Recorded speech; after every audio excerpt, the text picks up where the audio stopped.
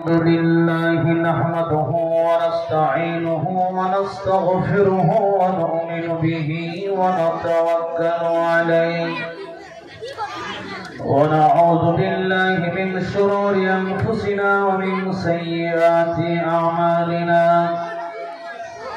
من يهده الله فلا مضل له ومن يضلله فلا هادي له ونشهد أن لا إله إلا الله وحده لا شريك له ونشهد أن سيدنا وسندنا وحبيبنا ومولانا محمدا عبده ورسوله الذي أرسل إلى الناس كافة بشيرا ونذيرا وداعيا إلى الله بإذنه وسراجا منيرا أما بعد فقد قال الله تعالى في كلامه المجيد وفي فرقانه الحميد أعوذ بالله من الشيطان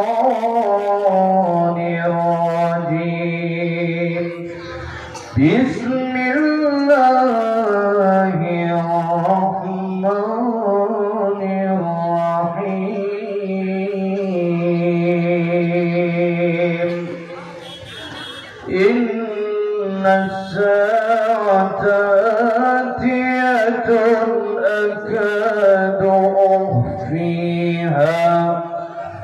أكاد أخفيها لتجزى كل نفس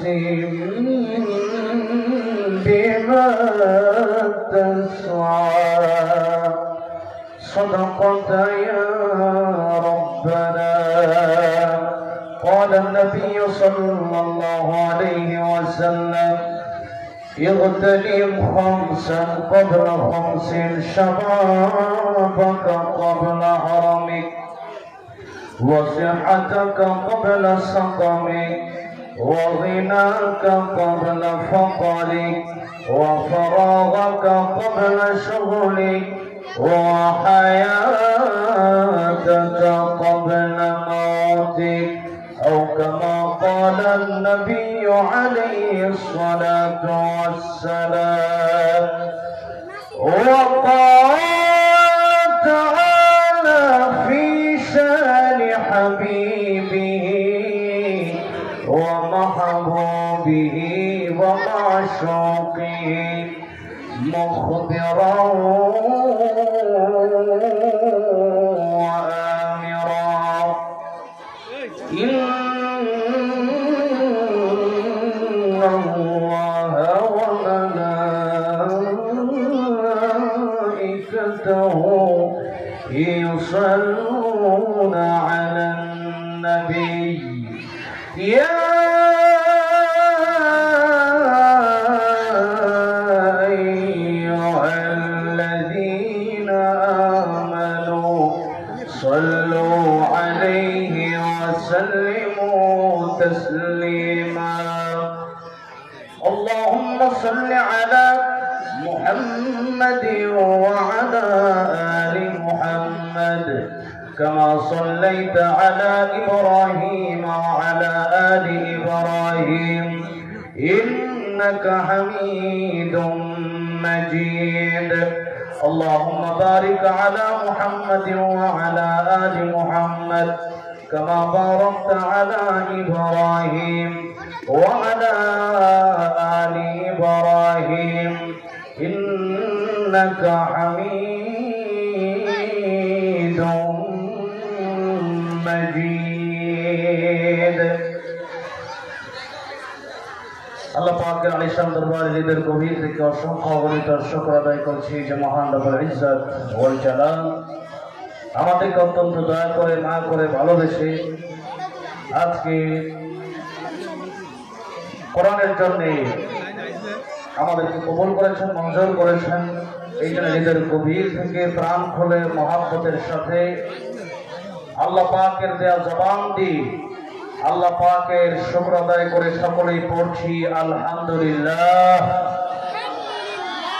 এতগুলো মানুষ আপনারা, কিন্তু আপনাদের জবান দিয়ে আল্লাহর নামটা বের হচ্ছে না। একটু সবাই ইমানদার যদি হন, আপনার জন্য কোনো চিন্তা নাই, আপনার জন্য কোনো ভয় নাই, বিজয় আসবেই।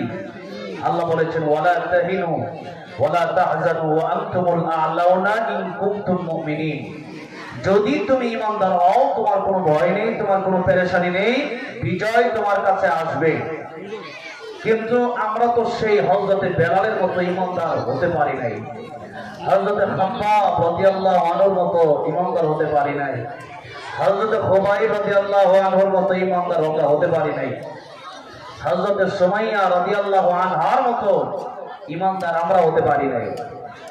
তাদের ঈমান এত গভীর ছিল, এত শক্ত ছিল তাদের ঈমানের কারণে একদিন হযরত ওমর রাদিয়াল্লাহু আনহু হযরত খাব্বাব রাদিয়াল্লাহু আনহুকে জিজ্ঞাসা করলেন, খাব্বাব,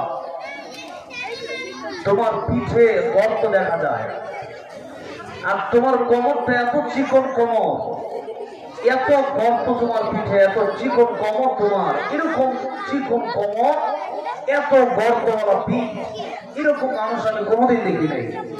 হযরত খাব্বাব রাদিয়াল্লাহু আনহু বললেন, ওমর, আমি তো সেই ব্যক্তি, আমি যখন ইসলাম ধর্ম গ্রহণ করলাম, কালিমা পড়ে নিলাম, আমাকে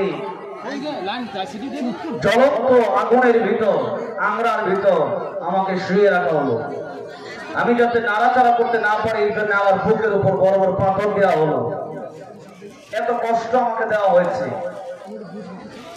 আগুনে আমার পিঠ জ্বলতে জ্বলতে আমার পিঠ থেকে রক্ত বের হয়ে, আমার পিঠ থেকে পুঁজ বের হয়ে, পানি বের হয়ে ওই আগুন নিভেছে, ওই আগুন ঠান্ডা হয়েছে। জোরে বলেন সুবহানাল্লাহ। ইসলামের জন্য কত কষ্ট তারা করেছে। হযরত খুবাইব রাদিয়াল্লাহু আনহু দিন, হযরত খাব্বাব রাদিয়াল্লাহু আনহু দিন রাসূল করিম সাল্লাল্লাহু আলাইহি সাল্লামকে বলেন, ইয়া রাসূলুল্লাহ, ইয়া হাবিবাল্লাহ, কত কষ্ট করছি, বিজয় কেন আসে না? নবীজি বললেন, খাব্বাব, এত তাড়াতাড়ি বিজয় আসবে? ধৈর্য ধরো, মার খাও, অপেক্ষা করো, রক্ত দাও, শহীদ হও, এরপরে বিজয় আসবে, এমনিতে বিজয় আসবে না। কিন্তু আমাদের ঈমান কচু পাতার পানির মতো, একবার মসজিদে যাই, আরেকবার মুসলমান হয়েও মন্দিরে যাই, একবার মোবাইলে ওয়াজ শুনি, আরেকবার এই মোবাইলে গানও শুনি, একবার ওয়াজ মাহফিলে আসি, আবার গানের অনুষ্ঠান হলে সেখানে গিয়ে গানও শুনি আমরা। তা আমাদের ঈমান হলো এরকম ঈমান। এই ঈমান ছিল মুনাফিকের ঈমান। এখন তো এগুলো কথা বলতে কষ্ট লাগবে আপনাদের। আল্লাহ নিজে বলেছেন, মুযাযযাবিনা বাইনা যালিকা লা ইলাহা উলাই ওয়া লা ইলাহা উলা। ওরা একবার নবীজির কাছে আসতো, আরেকবার কাফেরদের কাছে গিয়ে বলতো, আমরা তোমাদের সাথে আছি। এরা ছিল এরকম, এরা হচ্ছে মুনাফিক। আর জাহান্নামের সবচেয়ে কঠিন শাস্তি, আবু জাহেল, আবু লাহাবের চাইতে কঠিন শাস্তি হবে মুনাফিকের। কার হবে? মুনাফিকের। মুনাফিকদের মাধ্যমে ইসলামের যত ক্ষতি হয়েছে, কোন হিন্দুর মাধ্যমে এত ক্ষতি হয় নাই, কোন নাস্তিকের মাধ্যমে এত ক্ষতি হয় না, মুনাফিকের মাধ্যমে যতটা ইসলামের ক্ষতি হয়েছে। এই জন্য দুই দিকে যাওয়া যাবে না। ইয়া আইয়ুহাল্লাযীনা আমানু উদখুলু ফিস-সিলমি কাফা ওয়া লা তাত্তাবিউ খুতুওয়াতিশ শাইতান ইন্নাহু লাকুম আদুউউম মুবিন। আল্লাহ বলেছেন, হে ঈমানদারেরা, পরিপূর্ণ ইসলামে প্রবেশ করো, শয়তানের পদাঙ্ক অনুসরণ করো না। শয়তান তোমাদের প্রকাশ্য দুশমন। এখন আমরা পরিপূর্ণ ইসলামে নেই, অর্ধেক ইসলামে আছি। যেটার ভিতরে শান্তি, ভালো লাগতেছে সেটা মানতেছি, আর যেটা ভালো লাগতেছে না ওটা মানতেছি না। এই জন্যে কবি বলেছেন সুন্নাত নয় শুধু দাওয়াতের মেহমান, সুন্নাত নয় শুধু খাওয়া শেষে মধুপান, সুন্নাত নয় শুধু দাওয়াতের মেহমান, সুন্নাত নয় শুধু খাওয়া শেষে মধুপান, আর কিছু সুন্নাত আছে তুমি জানো কি, জানলেও জীবনে কখনো তা মানো কি। সুন্নাত শুধু নয় মেষ চড়াতে যাওয়া, আর সুন্নাত হলো পাথরের আঘাত খাওয়া, মোহাব্বতে তাই খালিদ ওমর আলী, মোহাব্বতে তাই খালিদ ওমর আলী, আবু বকরের মতো পাশে থাকো কি, আর কিছু সুন্নাত আছে তুমি জানো কি, জানলেও জীবনে কখনো তা মানো কি। ঠিক কিনা বলে? আমাদের সুন্নাত এমন সুন্নাত মন চাইলে মানি, মন চাইলে মানি না, সুবিধাবাদ চিন্তাবাদ এরকম বলে হবে না। এই জন্য একটু ইমানদারের আওয়াজ দিয়ে জোরে বলি আলহামদুলিল্লাহ। পবিত্র কোরআন শরীফ থেকে সূরা তাহা, সূরার নাম কি বলেন? সূরা তাহা একটা আয়াত কারিমা তেলাওয়াত করেছি। আল্লাহ সুবহানাহু ওয়া তাআলা বলেন ইন্নাস সাআতা আতিয়াতুন আকাদু ফিহা লিতুজজা কুল্লু নাফসিন বিমা তাসা।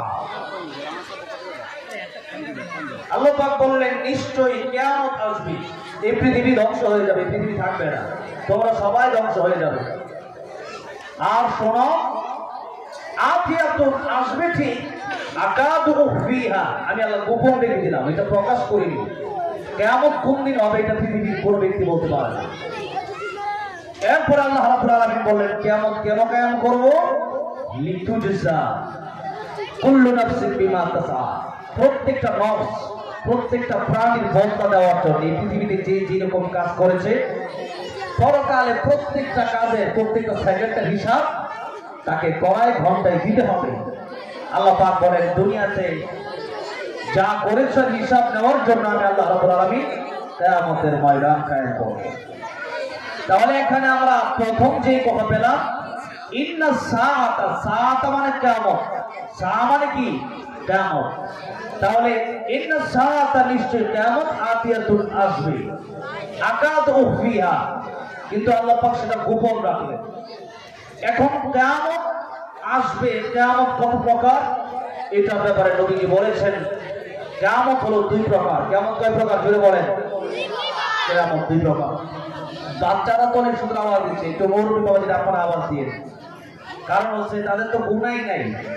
আপনাদের না একটু আল্লাহর নামটা মাঝে মধ্যে সুবহানাল্লাহ আলহামদুলিল্লাহ আপনাদের বেশি বলা দরকার, আপনাদের গুনাহ আছে। কিয়ামতের ময়দানে একটা নেকির জন্য মানুষ জান্নাতে যাবে, আবার একটা নেকি কম হওয়ার জন্য মানুষ জাহান্নামে যাবে। এই জন্য একটা নেকি যদি আপনার হয় তা কিয়ামতের ময়দানে বুঝে আসবে। তাহলে কিয়ামত কয় প্রকার? এক নম্বর কিয়ামতের নাম আল্লাহর নবী বিশ্ব নবী রাহমাতুল লিল আলামিন বলেন মান মাতা ফাকাদ কামাত কিয়ামাতুহু। এক নম্বর কিয়ামত হলো তোমাদের মরণ, এক নম্বর কিয়ামতের নাম হলো তোমাদের মৃত্যু। যদি বলেন এক নম্বর কিয়ামতের নাম কি? এক নম্বর কিয়ামতের নাম হলো মরণ। ওই মরণ যার যেদিন আসবে সেদিন তার কিয়ামত শুরু হয়ে যাবে। এটাকে বলা হয় কিয়ামতের সুগরা, এটাকে বলা হয় ছোট কিয়ামত। যেদিন যার মরণ হবে সেই দিন তার যন্ত্রণা শুরু হয়ে যাবে। ব্যক্তি যদি ইমানদার হয়, ব্যক্তি যদি মুসলমান হয়, আল্লাহ আল্লাহ রাসূলকে যদি চিনে থাকে, পাঁচ ওয়াক্ত নামাজ যদি জামাতের সাথে আদায় করে থাকে, দিনের কাজগুলো যদি সঠিকভাবে আদায় করে থাকে, মরণটা হয়ে যাবে সহজ। আর যদি মৃত্যুর সময় মুনাফিকি অন্তরে থাকে, মৃত্যুর সময় যদি ইসলাম নিয়ে না যেতে পারে, মৃত্যুর সময় যন্ত্রণা কত হবে। আল্লাহ নবী বিশ্ব নবী রাহমাতুল লিল আলামিন তিনার ঘরের সামনে যখন মালাকুল মউত আজরাইল আসলেন, আল্লাহ নবী বিশ্ব নবী রাহমাতুল লিল আলামিনকে সালাম দিলেন, আসসালাতু ওয়াসসালামু আলাইকা ইয়া রাসূলুল্লাহ, আসসালাতু ওয়াসসালামু আলাইকা ইয়া হাবিবাল্লাহ। আল্লাহ নবী বিশ্ব নবী রাহমাতুল লিল আলামিন ডাক দিয়া বললেন, ফাতিমা রে দরওয়াজাটা খুলে দাও। কে যেন দরওয়াজার বাইরে থেকে আমারে সালাম দেয়, কে যেন ঘরের ভিতরে ঢোকার জন্য পারমিশন চায়। ফাতিমা রাদিয়াল্লাহু আনহা তিনি সালাম শুনতে পারেন নাই। আর সিস্টেম হলো যখন যার মরণ হবে তখন সেই ব্যক্তি আজরাইলকে দেখতে পারবে, অন্য কোনো ব্যক্তি মালাকুল মউত আজরাইলকে দেখতে পারবে না। কোন ব্যক্তির মরণ হয়েছে, এই ব্যক্তি আজরাইলকে দেখেছে, অন্য কেউ কি কোনদিন আজরাইলকে দেখেছেন নাকি? দেখেছেন? আজরাইল আলাইহিস সালামকে কেউ দেখেছেন এখানে? আপনাদের কথা অনুযায়ী বোঝা যাচ্ছে যে আপনারা মনে হয় অনেক কথা কি বলেছেন।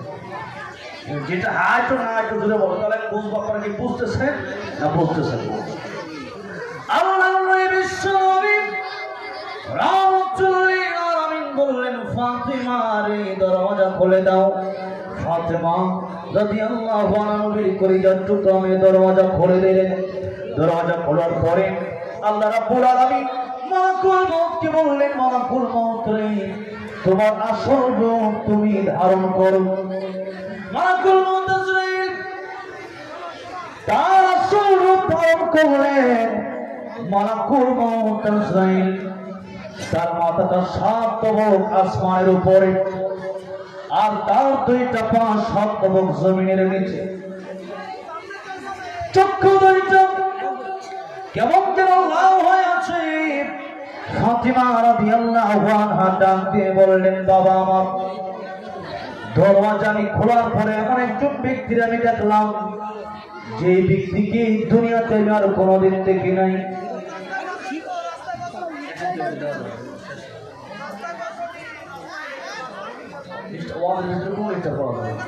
মিনিমাম আধা ঘন্টা পরে ছিল।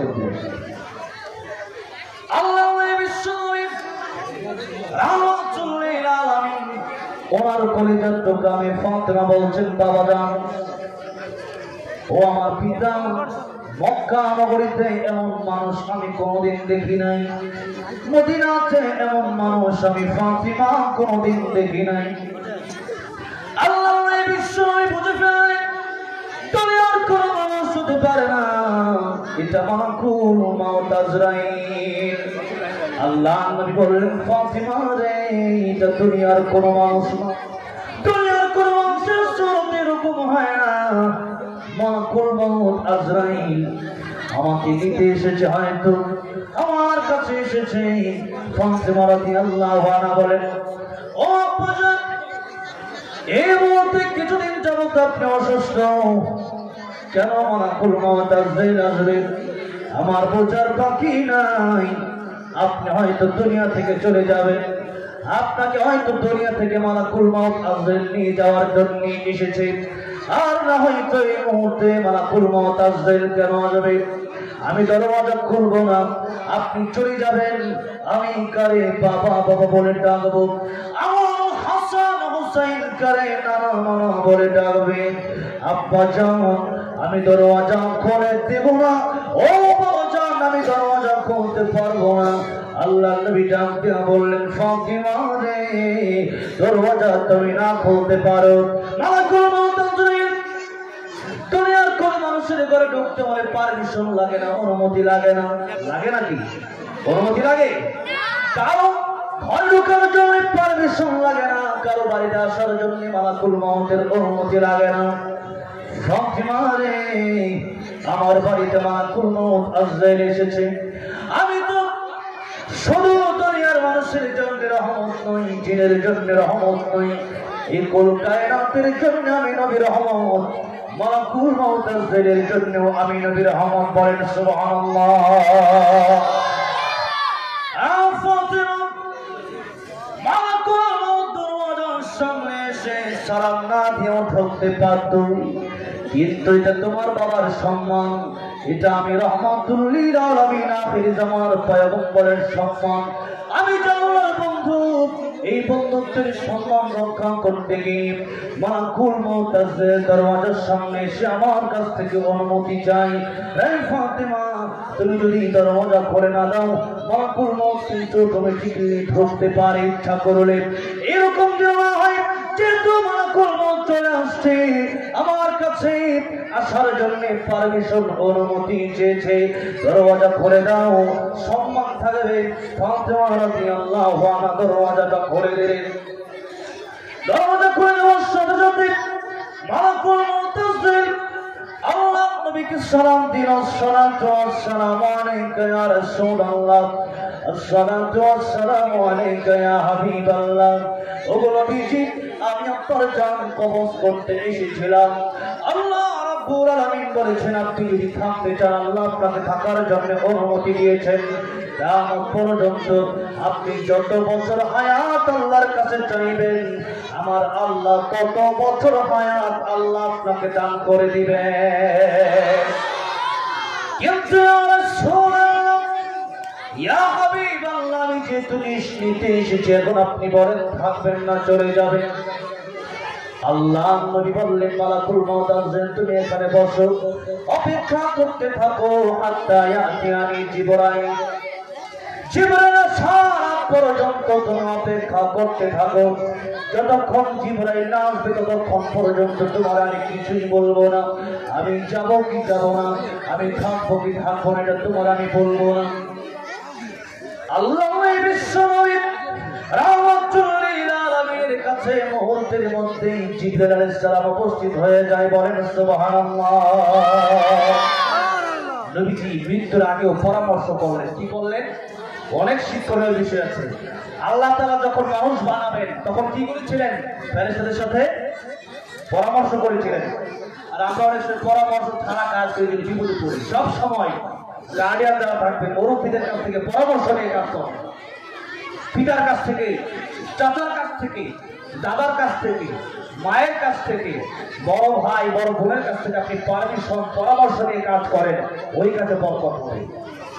আল্লাহ ইচ্ছা করলে মানুষ ডাইরেক্ট বানাতে পারতেন, পারতেন কি পারতেন না? পারতেন। কিন্তু আল্লাহ পাক এরপরেও ফেরেশতাকে বললেন আমি দুনিয়াতে মানুষ বানাতে চাই।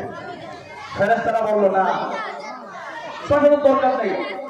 আল্লাহ বললেন ইন্নী আ'লামু মা লা তা'লামুন, আমি আল্লাহ যা জানি তোমরা তা জানো। এটা আজকে যারা মাহফিলে এসেছেন আল্লাহ পাক বড় খুশি। ফেরেশতাদেরকে বলতেছে তোমরা তাদেরকে বানাতে নিষেধ করেছিলে, আজকে কোরআনের মাহফিলে কোরআনের মজলিসে তারা আমি আল্লাহর কোরআনের ভালোবাসায় বসে গেছে। সুবহানাল্লাহ। আল্লাহ তাআলা গর্ব করছে আমাদের থেকে যারা এখানে এসেছে। আল্লাহ বিশ্বনবী রাহমাতুল লিল আলামিন জিবরাইল আলাইহিস সালামের অপেক্ষা করতে করতে জিবরাইল আলাইহিস সালাম চলে আসলেন। জিবরাইল দেখে বললেন ইয়া রাসূলুল্লাহ, ইয়া হাবিবাল্লাহ, ও নবীজি আপনি আমার বলেন কি জন্য ডেকেছেন? আল্লাহ বলেন জিবরাইল, আমি যাব কি যাব না এটা তোমার কাছ থেকে পরামর্শ নিতে চাই, তুমি কি বলো? জিবরাইল ডেকে বলেন ইয়া রাসূলুল্লাহ, ইয়া হাবিবাল্লাহ, ও নবীজি এই দুনিয়া এটা তো কাফেরের জন্য বালাখানা, মুমিনদের জন্য এটা কষ্টের জায়গা। জিবরাইল আলাইহিস সালামের আয়াত তেলাওয়াত করলেন ইন্নাকা মাইতুন ওয়া ইন্নাহুম মাইতুন। এই দুনিয়াতে আপনাকে এই দুনিয়া ছেড়ে চলে যেতে হবে, আপনার দুশমনদের ওই দুনিয়া ছেড়ে চলে যাওয়া লাগবে। আল্লাহ রাব্বুল আলামিন কোরআন শরীফে আগে আয়াত নাযিল করে জানিয়ে দিয়েছেন এই দুনিয়া থাকার জায়গা না। ইয়া রাসূলুল্লাহ, ইয়া হাবিবাল্লাহ, শুনুন, এই দুনিয়াতে যদি আপনি থাকেন কাফের বেঈমানরা আপনাকে কষ্ট দিয়েছে, এই দুনিয়া তো শান্তির জায়গা না। শান্তির জায়গা তো আল্লাহ আপনার জন্য জান্নাতুল ফেরদাউস রেখেছেন। ইয়া রাসূলুল্লাহ, ইয়া হাবিবাল্লাহ, ও নবীজি আমার আল্লাহ রাব্বুল আলামিন আপনার সাথে দেখা করার জন্য আমার আল্লাহ রাব্বুল আলামিন অপেক্ষা করতেছে। ইয়া রাসূলুল্লাহ, ইয়া হাবিবাল্লাহ, আপনি যদি আল্লাহর কাছে জানেন তাই বড় উত্তম হবে। আমার নবী চোখের পানি ছেড়ে কাঁদতেছেন, কাঁদতে আরম্ভ করলেন। জিবরাইল বলে, ইয়া রাসূলুল্লাহ, ইয়া হাবিবাল্লাহ, ওগো নবী আপনি কাঁদেন কেন? আপনার কান্নার কারণটা আমি জানতে চাই। আপনি কি ফাতিমার জন্য কাঁদেন? আমার নবীজি জানতে বললেন, জিবরাইল রে, আমি ফাতিমার জন্য কাঁদি না। ইয়া রাসূলুল্লাহ, আপনি কি আয়েশার জন্য কাঁদেন? না রে জিবরাইল, আমি আয়েশার জন্য কাঁদি না। ইয়া রাসূলুল্লাহ, আপনার কলিজার টুকরা দুইটা নাতি যাদেরকে আপনি অনেক বেশি ভালোবাসেন, হাসান আর হোসেনের জন্য কি আপনি কাঁদেন? আমার নবী কাঁদতে বললেন, জিবরাইল, আমি হাসান হোসেনের জন্য কাঁদি না। ইয়া রাসূলুল্লাহ, ইয়া হাবিবাল্লাহ, আয়েশার জন্য কাঁদেন না। আপনি হাসান হোসেনের জন্য কাঁদেন না, আপনি ফাতিমার জন্য কাঁদেন না, আপনি কাঁদেন কার জন্য? আল্লাহ নবী, বিশ্ব নবী, রাহমাতুল লিল আলামিন ডাকতে বলেন, জিবরাইল, আমি কাঁদি আমার গুনাহগার উম্মতের জন্য।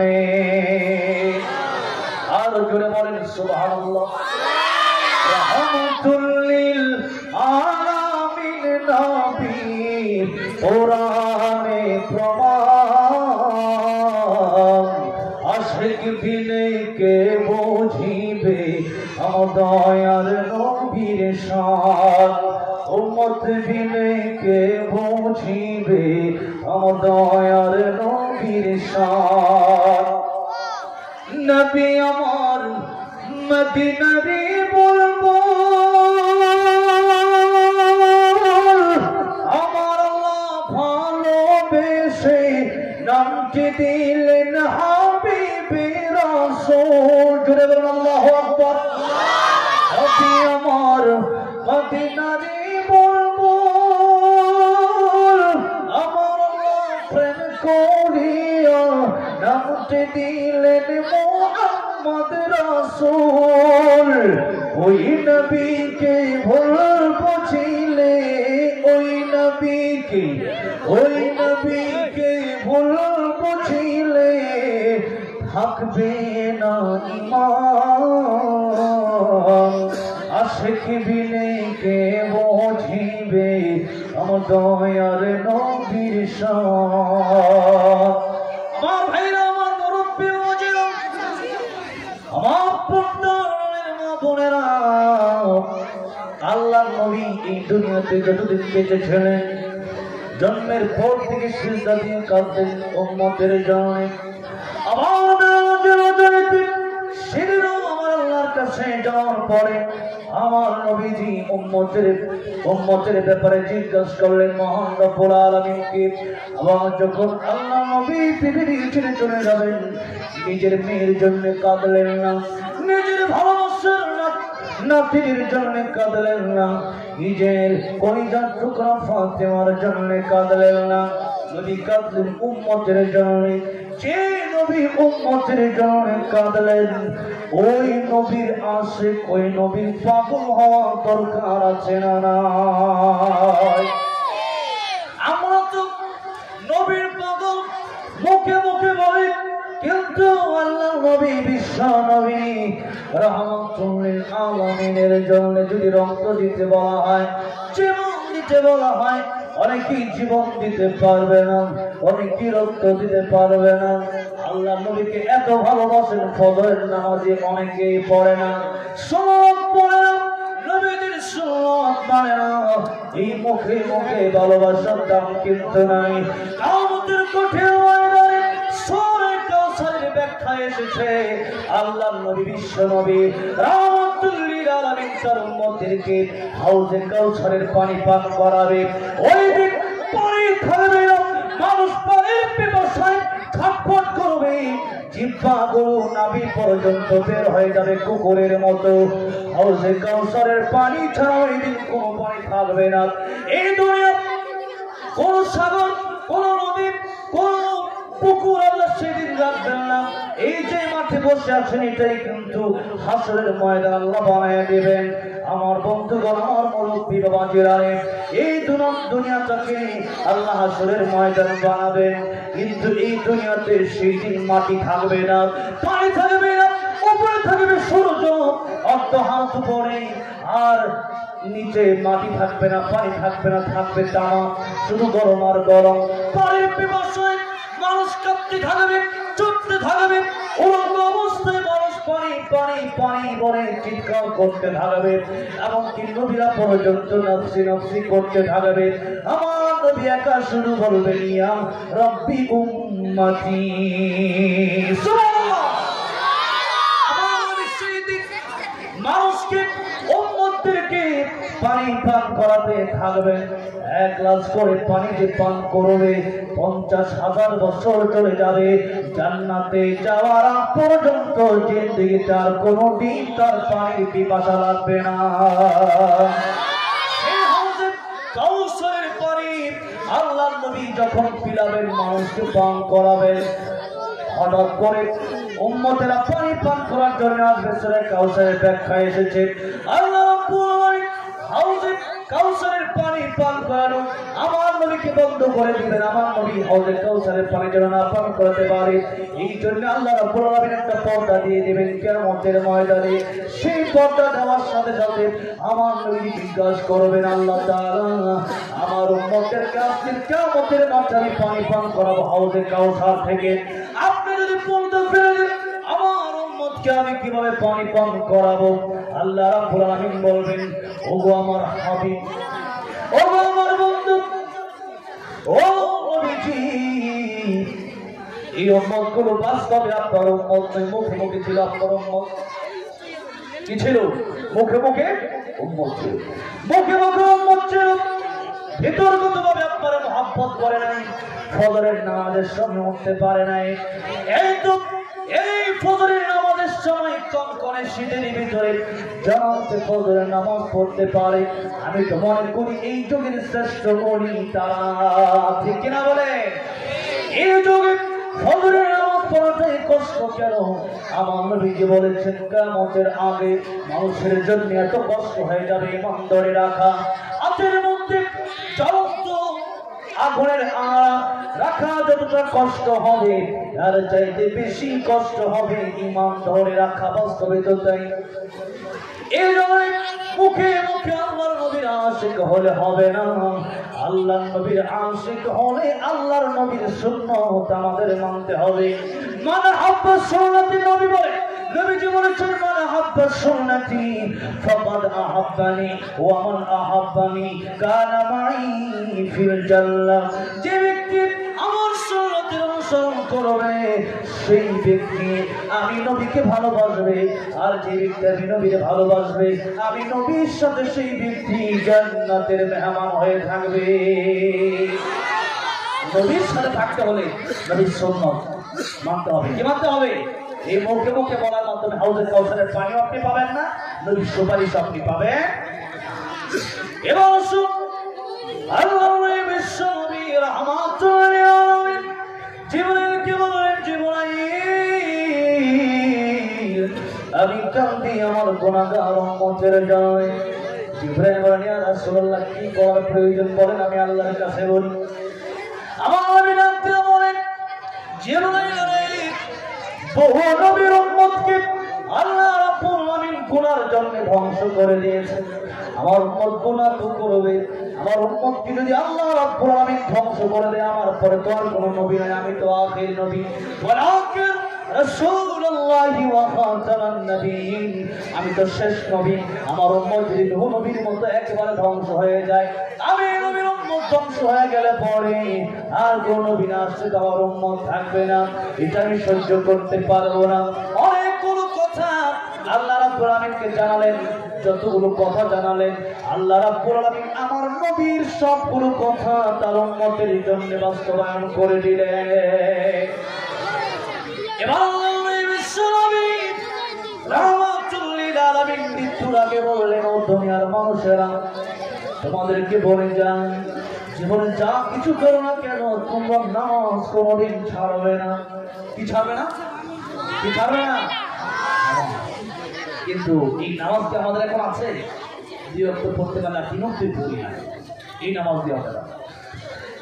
আল্লাহ বিশ্বনবী রাহমাতুল লিল আলামিন বললেন, মালাকুল মউত এবার আমার জান তুমি কবজ করো। মালাকুল মউত এবার আমার নবীর জান কবজ করা শুরু করলেন। মনোযোগ দেন, মনোযোগ। আল্লাহ বিশ্বনবী রাহমাতুল লিল আলামিন মালাকুল মউত কি জিজ্ঞাসা করলেন, আজরাইল আমার বুকের উপর তুমি রাখলা কি? মালাকুল মউত বলে, ইয়া রাসূলুল্লাহ রাখলাম আমার হাত। আল্লাহ নবী ডাকতে বললেন, মালাকুল মউত তোমার হাত তুমি রাখলাম, আমার মনে হয় ওহর পাহাড়টা বুঝি আমার বুকের উপর তুমি রেখে দিয়েছ। নবীজি বলেন, মৃত্যুর যন্ত্রণা বুঝে তো বুঝে, এই মৃত্যুর যন্ত্রণার ব্যাপারে নবীজি যদি এই কথা বলে, আমার আপনার জীবনে কত গোনা। আমার নবী ছিলেন পৃথিবীর সৃষ্টির শ্রেষ্ঠ। আল্লাহর উপরে যত সম্মান, এর চাইতে বেশি সম্মান পৃথিবীতে কারো হয়, এর চাইতে বেশি সম্মান পৃথিবীতে কারো হয় না। সেই নবীজি যদি এই কথা বলে, চিন্তা করে দেখেন আমার আপনার মরণের সময় কোন অবস্থা আমাদের হবে।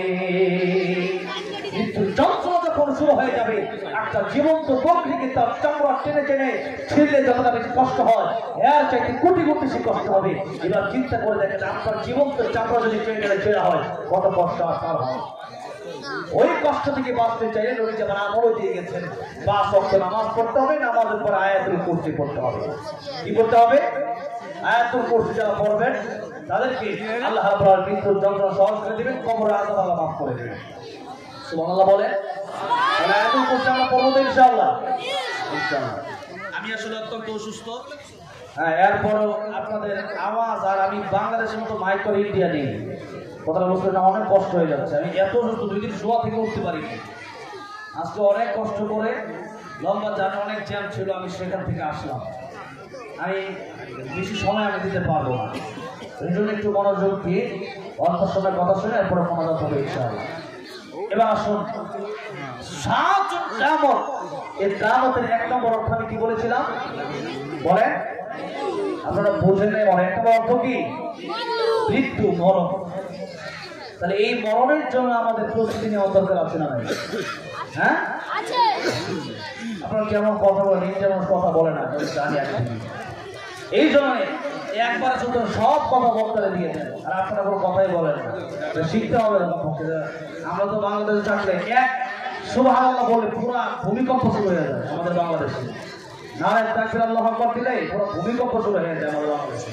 হ্যাঁ, আর আপনাদের দেশে আল্লাহু আকবার কোনো শব্দই নেই। জোরে বলেন নারায়ে তাকবীর, নারায়ে তাকবীর। এই যে এখন আওয়াজ হচ্ছে, মাশাআল্লাহ। আমার ভাইরা, আমার মুরব্বি ও জিরানি, নবীজি বলেন মৃত্যুর প্রস্তুতি নেওয়া কেমন? হাদিস শরীফ পড়লাম, খুতবার শুরুতে আল্লাহ নবী বিশ্বনবী বললেন, ইগতানিম খামসান ক্বাবলা খামসিন শাবাবাকা ক্বাবলা হারামি। 5টার সময় আসার আগে তোমরা 5টার সময়ের মূল্য দাও। জোরে বলেন, কয়টার সময় আসার আগে? 5টা। 1 নম্বরে যাদের গায়ে যৌবনের শক্তি আছে তাদেরকে আল্লাহ নবী বললেন, যৌবন থাকতে ভালো হয়ে যাও, বৃদ্ধ বয়সে ভালো হওয়ার চিন্তা করো না। যৌবন বয়সে আল্লাহর গোলামি করো, আল্লাহর ইবাদত করো। যৌবন বয়সে যদি আল্লাহর গোলামি, আল্লাহর ইবাদত না করতে পারো, তাহলে বৃদ্ধ বয়সে করা সম্ভব না। এই জন্য যুবক বয়সটাকে আমাদের মূল্য দিতে হবে।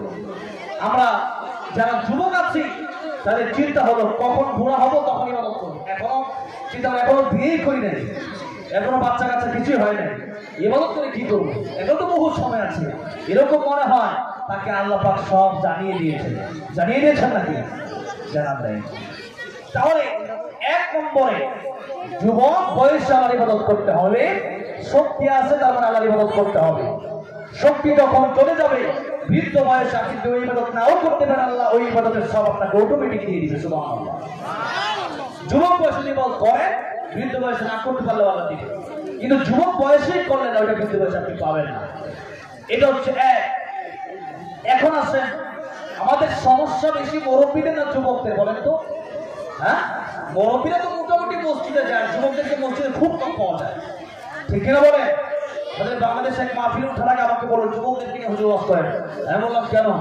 বলো হুজুর মসজিদে সব মুরব্বীরা যায়, যুবকরা যায়, এক দুজন যুবক 3-4 জন পাওয়া যায়, সব ঘুমায় রাত 3টায় উঠে 3-12টায়। এই হলো আমাদের এখনকার অবস্থা। এই যদি হয় অবস্থা, তাহলে ওয়াজ তো যুবকদের জন্য আগে করা দরকার, ঠিক কিনা বলে? আমি তো যুবক মানুষ, তাহলে আমি তো যুবক ভাইদের অবস্থাটা বুঝি। এই জন্য যুবক ভাইদেরকে আগে ঠিক হতে হবে। যুবকরা ঠিক হয়ে গেলে এলাকা ঠিক হয়ে যাবে। মুরব্বীরা তো ঘরে থাকবে, নামাজ পড়বে, ঠিক আছে, পরামর্শ দিবে, কিন্তু যুবক ভাই স্ট্রং থাকতে হবে নামাজের ব্যাপারে। এই জন্যে আমার প্রাণের ভাইরা, আমার যুবক ভাইরা, আপনার নামাজে যাবেন আগে, আপনার উঠবেন আগে। এই দেহে শক্তি আছে, শক্তি কোন দিন ভরিয়ে যাবে এটা কারো জানা? এই তো গত 2 দিন আগে এই কলকাতার এক জায়গায় গেলাম, একটা ছোট্ট বাচ্চা আমার বলতেছে হুজুর আমার আব্বা নেই, আমার আব্বা খুব যুবক ছিল, যুবক বয়সে মারা গেল। তো আমি বলি মৃত্যুর তো কোনো বয়স নেই, মৃত্যুর তো কোনো বয়স নেই। আমি আগে বলেছি আকা দুঃখী আল্লাহ এটা গোপন রাখছে, এটা আল্লাহ কাউকে জানা, আল্লাহ কাউকে জানার নাই কার মৃত্যু কখন হবে। আচ্ছা আল্লাহ যদি কাউকে জানাতেন কার মৃত্যু কখন হবে, তাহলে 2টা ঝামেলা। যদি বলেন কয়টা ঝামেলা? 2টা ঝামেলা। 1 নম্বর ঝামেলা হলো মানুষ, র্যাব, আর্মি, পুলিশ, প্রশাসন মানতো না। ট্রাক আসতেছে, ওখানে গিয়ে দাঁড়িয়ে থাকতো কেন? যে আমার 2026 সালে মরণ হবে, তো এখন তো 2023 সাল, আমি এখন মরবো না, আরো 24 সাল আসতেছে, এরপরে 25 সাল, 26 সালে মরবো, আরো 2 বছর বাকি আছে। সুতরাং এই 2 বছরে যেহেতু আমি মরবো না, এই 2 বছরে যত গুনাহ আছে সব করে নি। তো ট্রাকের সামনে দাঁড়িয়ে থাকবি, ট্রাক আসবে বলবে আমার উপর দিয়ে চলে যাবে, ঠিক না? কেন? এখন তো মরবো না, আমার উপর দিয়ে গেলেই কি, নিচ দিয়ে গেলেই কি, যেহেতু আমার মরার সময় হয় না। আর আল্লাহ পাক জানালেন না কার কারণ কখন। এই যে ট্রাক যখন বা বাস গাড়ি যখন হরেন দিয়েছে, সাথে সাথে সাইড হয়ে গেছে। কেন সাইড হয়ে গেল? যে ট্রাকের চাকা যদি আমার উপর দিয়ে যায় আমি মারা যাবো, ঠিক কিনা? এই জন্যে আল্লাহ পাক জানালেন না, কারণ দুনিয়ার শৃঙ্খলা, নিয়ম শৃঙ্খলা ঠিক থাকবে না। 2 নম্বর আল্লাহ জানালেন না কেন? মানুষ আমল করবে না, কারণ আল্লাহ তো তওবা করলে আল্লাহ কবুল করবে, আল্লাহ তো গফফার, আল্লাহ তো রহিম, আল্লাহ তো রহমান, আল্লাহ তো সব মাফ করে দিবে বান্দা ভক্ত ছাড়া, আল্লাহ চাইলে। আর শিরক ছাড়া আল্লাহ বলেন ইন্নাল্লাহা লা ইয়াগফিরু আন ইউশরাকা বিহি ওয়া ইয়াগফিরু মা দুনা যালিকা লিমান ইয়াশা। আল্লাহ বলেন শিরক ছাড়া আমি আল্লাহ চাইলে তোমাদের সব গুনাহ মাফ করে দিব। সুবহানাল্লাহ।